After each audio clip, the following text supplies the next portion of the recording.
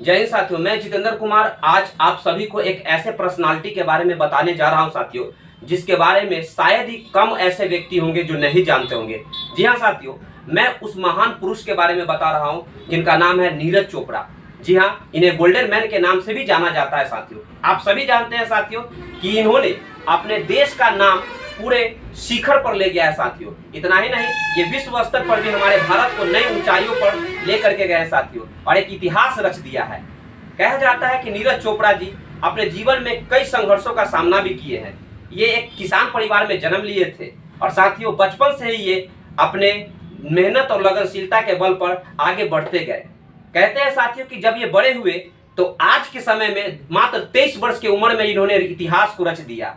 इनका जो इतिहास कहा जाता है साथियों, यदि उलट के देखा जाए तो हमें पता चलता है कि इन्होंने अपने जीवन में गोल्डन मैन की उपाधि कैसे धारण किया। 2016 ईस्वी में इन्होंने जब अंडर 20 चैंपियनशिप हुआ था तो उसमें इन्होंने 2016 में क्या किया था, तो गोल्डन मेडल प्राप्त किया था।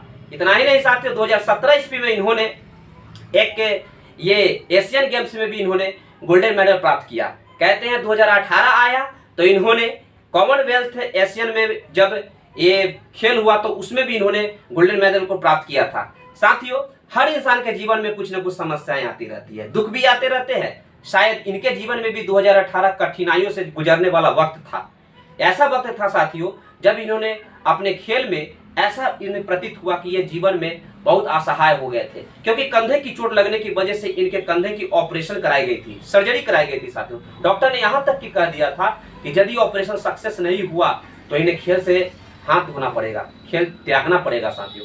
परंतु साथियों ये अपने क्षेत्र में लगनशीलता से लगे रहे और कहते हैं कि 2020 के ओलंपिक में इन्होंने 87.86 दक्षिण अफ्रीका के ओलंपिक में इन्होंने भाला फेंक करके और अपने आप को क्वालिफाई किया।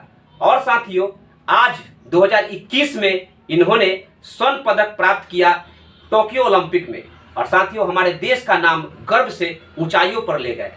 यही तो कहा जाता है, हर इंसान के जीवन में कठिनाइयां तो आती रहती है, पर इंसान के लगन में यदि कमी हो जाए तो इतिहास कैसे रच सकता है। वो लगन ही था हमारे नीरज चोपड़ा जी के पास, जो उन्होंने इतिहास को रच दिया।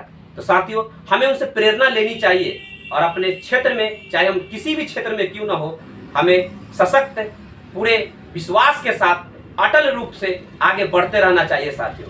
तभी तो नीरज चोपड़ा जी के संदर्भ में कहा जाता है, कब तक बोझ संभाला जाए, द्वंद्व कहाँ तक पाला जाए। कब तक बोझ संभाला जाए, द्वंद्व कहाँ तक पाला जाए। दोनों ओर लिखा हो भारत, दोनों ओर लिखा हो भारत, सिक्का वहीं उछाला जाए, सिक्का वहीं उछाला जाए। तुम भी हो राणा का वंशज, फेंक जहां तक भाला जाए, फेंक जहां तक भाला जाए।